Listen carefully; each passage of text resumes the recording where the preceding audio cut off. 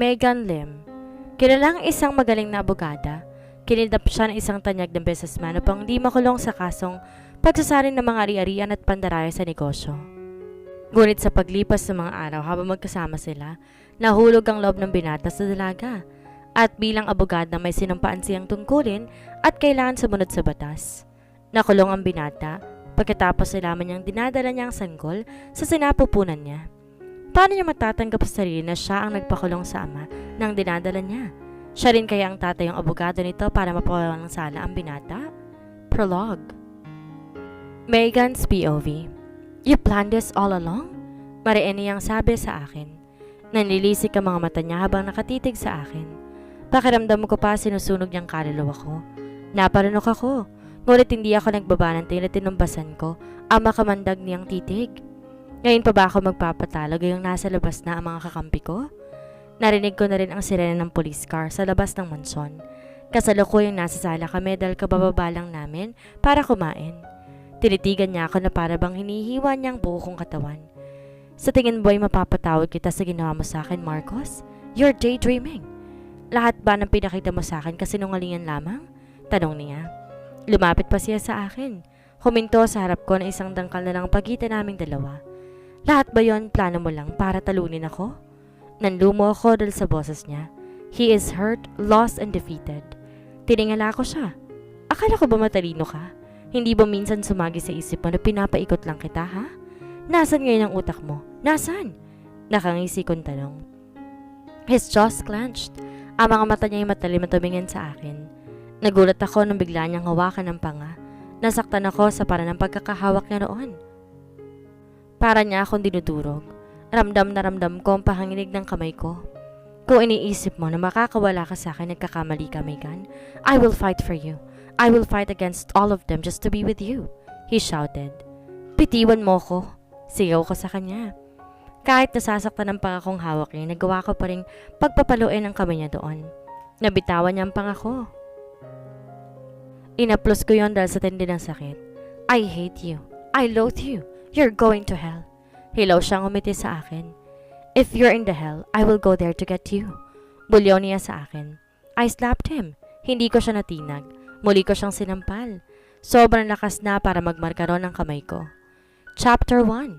Marcos POV. What the? Mariin kong wika sabay hampas sa pader malapit sa balcony habang umiinom ako ng wine at naninigarilyo.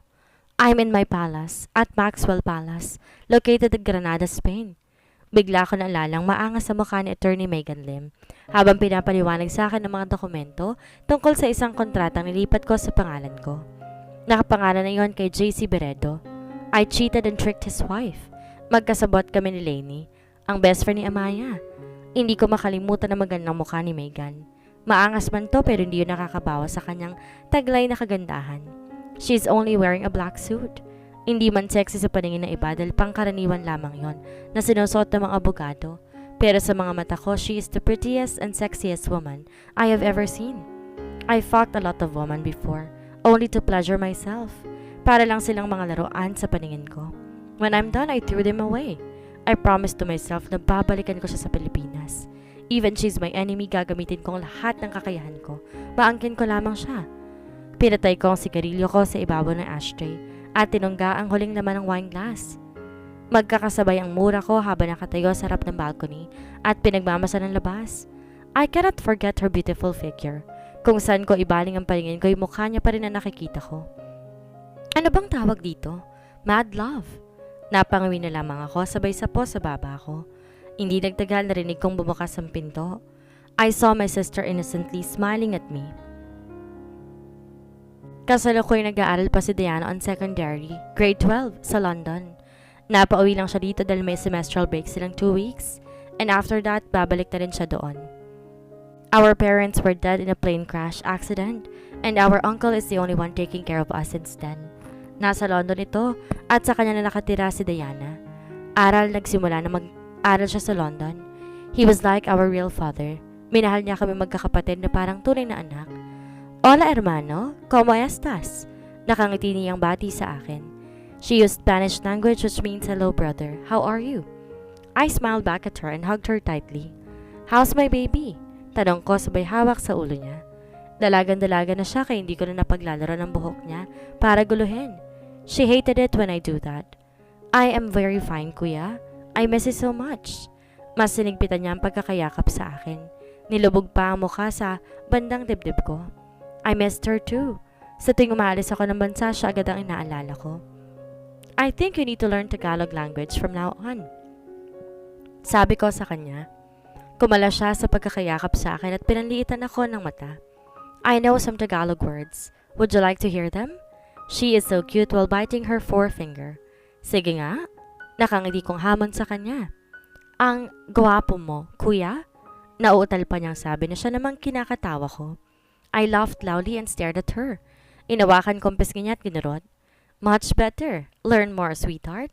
Tinaasan ko siya ng kilay at mahinang tumawa. Being rich is not enough to live alone in this palace. Walang buhay kong sabi na hindi lumilingon sa kanya. I think you need to get married and have lots of children. That would be enough and better. She giggled. Napalingon ako sa kanya. Nakangisi siya sa akin habang pinaglalaro ng mga daliri niya. How I wish napakasimple lang para sa nakababata kong kapatid na sabihin na magpakasal.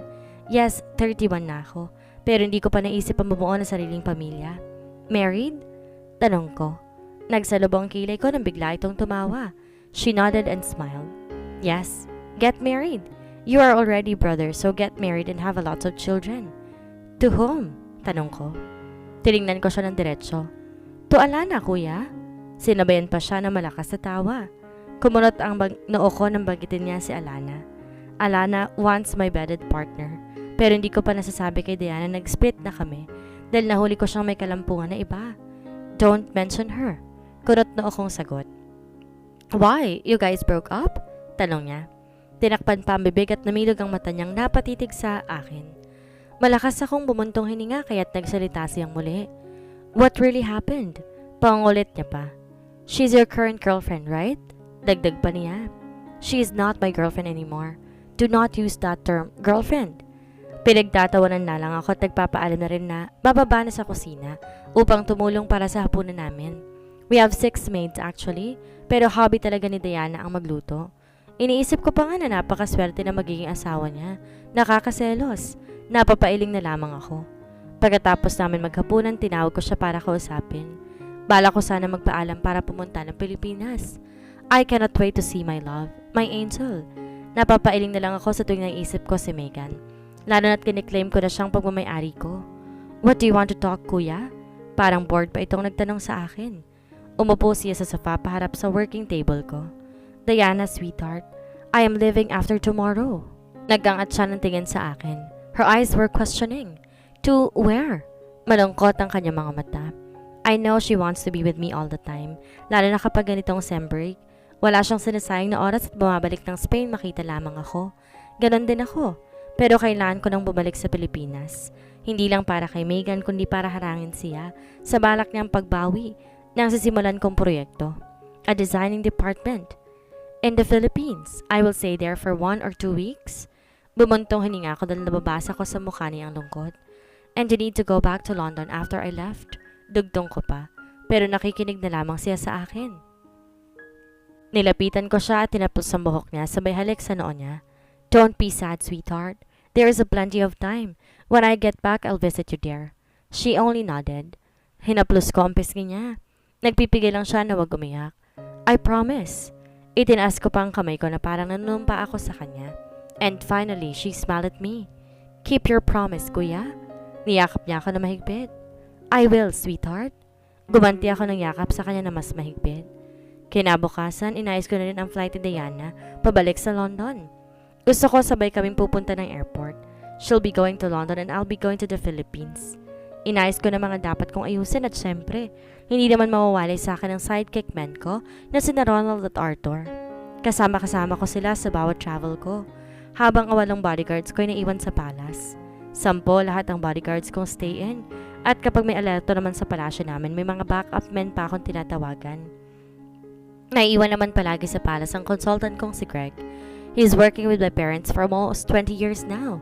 Kaya simula nang mamatay ang parents namin, pinagpatuloy pa rin niya ang serbisyo sa aming magkapatid. Lagi siya nandyan para magbigay ng advice at palagi ko rin kinokonsulta sa kanya ang mga bala kong gawin bago ako gagawa ng hakbang. Niyakap ko ang kapatid ko bago kami maghiwalay sa airport. Take care of yourself, sweetheart. Always listen to Uncle, okay? Bilin ko sa kanya. I'm a good girl, kuya. You better take care of yourself. Careless? Pinanliitan niya pa ako ng mata. Hindi pa na content at pinagbilin pa niya ako kay Ronald at Arthur. Nang nasa loob na kami ng eroplano, sinandal ko ang likod para umidlip. Business class ang upuan namin kaya umidlip muna ako. Sina Arthur at Ronald na may kani-kaniyang ginagawa sa mga cellphone nila. In 15 hours, we will be landing on the Philippines. Can't wait to see my love. Pinagmamasan ko ang aking sarili sa harap ng salamin. Nasa loob ako ng ladies' room. Pilikit ang mata at inalalang huling sinabi sa akin ni John Paul. He is coming tomorrow. Alam ko na sa sarili ko kung sino tinutukoy niyang darating kinabukasan. Marcos Maxwell de Garcia. Sa unang kita ko pa lang sa kanya, hindi na magaan ang loob ko. Di ko alam kung bakit napakabigat ang saloobin ko sa kanya. Siya kasi ang tipo ng lalaki na ang lakas ng tama sa ulo, hambog in short, at ang tipong mapapahiya ka kapag kinausap mo. I don't really like him. Oo, aaminin ko, napakagwapo niya. Bukod pa doon, napakayaman din. Pero di bali na lang nasa kanyang lahat kung wala namang maibubuga sa tipong lalaki na gusto ko. Napapailing na lamang ako. Madalian akong niretouch ang lipstick ko at tumabas na ng banyo. 1 hour later. What will we do to him? Seryoso kong tanong kay John Paul. Nagangat siya ng tingin sa akin. Habang ako'y nakatayo sa harap ng working table niya, waiting for his response. Kasalukuyan namin pinoproseso ang kaso laban kay Marcos. Violation ng ginawa niyang pag-transfer ng isang property na di naman dapat sa kanya. Di ko alam kung anong galit meron sa mga Beredo at Frago. He is powerful than we expected. I really don't know what to do, Megan. Umiling pa siya sabay kagat ng ballpen na hawak niya. My brother ran away already. He even divorced his wife. Hinilot niya ang sentido. Napailing na lang ako sa sinabi niya. Dahan-dahan ako umupo sa sofa at paharap lang sa working table niya. Bumuntong hininga ako bago nagsalita. Too ambitious and arrogant. Mahina kong sambit. Napaangat siya ng tingin sa akin. Kurot pa ang noot sa lubong ang mga kilay. If I will spare him this time, Megan, baka ulit-ulitin niya pa sa mga susunod. Kailangan kong tulong mo. Makikipag-negotiation tayo sa kanya at kapag hindi siya pumayag na ibalik sa akin ang contract, magpa-file na ako ng kaso laban sa kanya. Bumuntong hininga muna ako. Pinaglaruan ko ang mga daliri ko habang iniisip ang isasagot sa kanya. I'm always by your side, John. Nakangiti kong sabi sa kanya. Since high school, magkaibigan na kami ni John. Kami na 3 taon ang agwat namin. Graduating siya nung una kami nagkakilala, habang ako first year high school pa. Nung tumungtong kami ng university, pangarap na niyang maging polis. At bilang kaibigan, suportado naman ako sa kanyang pangarap. Ganon din naman siya sa akin. Simula nung sabihin kong pangarap ko maging isang mahusay na lawyer, he pushed me to pursue my dreams back then. Hanggang sa naabot ko nga yun. Pero sa kasamaang palad niya, paglabas ng training nagkasakit ang papa nila at kasalukuyan pa nag-aaral ang nakababata niyang kapatid sa London. Kaya napilitan siyang hawakan ng business nila sa ibang bansa. London at Dubai, a real estate. May hotel din sila dito sa Makati kung saan ako nagbigay ng investment. Hanggang sa kinuha niya akong personal law nila. Masaya din akong katrabaho siya para niya ako nakababatang kapatid. Laging inaalala, lalo na kapag nasa ibang bansa siya. Minsan nga madalas kami ng pagkamala ng lovers. Kaya may pagkakataon, tinitake advantage ko na rin yun at nagpapanggap na girlfriend niya. Let's proceed to the next plan. Nakangisi itong tumitig sa akin. Anong klaseng plano naman yan, Pogi? Tanong ko sa kanya. I know you, a monster lawyer? Sinabayan pa niya ng mahinang halakak. Kilala niya na kasi ako. Kapag gusto kong gawin, ginagawa ko. Period. Katulad na lang ng mga kasong hawak ko. Wala akong ipinapatalo. Ganun ako ka-confident sa sarili ko. Tinaasan ko siya ng kilay sabay irap sa kanya. Are you afraid of him? Nag-iba ang reaksyon niya at tinitigan ako. Para bang nababasa niya sa mga mata ko ang pag-aalangan. I am once a mafia daughter. Do you think nakatulad niya akong masisindak? Naalala ko pang kwento ng papa ko. Na nung kabataan niya ay isa siyang membro ng gang sa Antipolo. Gulat siyang napatitig sa akin. Like he is questioning me. Anong mafia's daughter? Nauutal niyang tanong habang di bumibitaw ang titig sa akin. I glared at him inside. Si Papa, nung kabataan niya raw, membro siya ng gang sa Antipolo. Dire-diretso kong paliwanag sa kanya. Ngayon ko pa kasi nabanggit kay John, kaya expected ko ng pagka-shock niya sa confession ko tungkol sa nakaraan ng papa ko. Oh, ngayon alam ko na kung saan ka nagmana. May maibubuga din pala si Tito Ibarre. Nangingiti niyang sabi. Tinaas ang kamay sa likod ng ulo, isinandal sa swivel chair niya. Nagkatinginan na lang kami at sabay na natawa. Papasok na sana ako sa aking apartment. Katapat lang ng Beredo Hotel ang tinuturian ko pansamantala habang nasa Manila ako. Nang biglang may humablot sa akin at tinakpan ng ilong ko at bibig gamit ang panyo. Hindi ko na alam ang mga sumunod dahil naiwan na ako ng malay. Marcos POV. Pinagmasdan kong natutulog. Sa kama ang babaeng kasama, kinasasabikan kong makita. Sa ilang mga araw na inilagay ko sa Spain, siya lamang ang naiisip ko. Pagkatapos ko siyang ipadukot kay Arthur at Ronald, dinala ko siya sa isang pag-aari kong subdivision sa Muntinlupa. Napakatahimik dito, kaya dito ko siya naisipan, nadalhin. Habang inaayos mapeles namin pabalik sa Spain, at siniguro kong makakasama ko na siya. Matagal na itong pinagpaplanuhan. Bala ko na rin na ibalik ang kontrata sa mga Beredo dahil ngayon iisa lamang ang gusto ko. Ang makasama si Megan. Nagustuhan man niya o hindi, pipilitin ko pa din. Pipilitin ko na maging akin siya. Ganon din ako ka-obsessed sa kanya. Dahan-dahan akong umupo sa tabi niya at tinaplos ang malambot niyang pisngi. Para siyang anghel na natutulog, pero kabaliktaran kapag nasa trabaho na. Bukod sa maangas, tipid din kong sumagot at ubod pa ng sungit.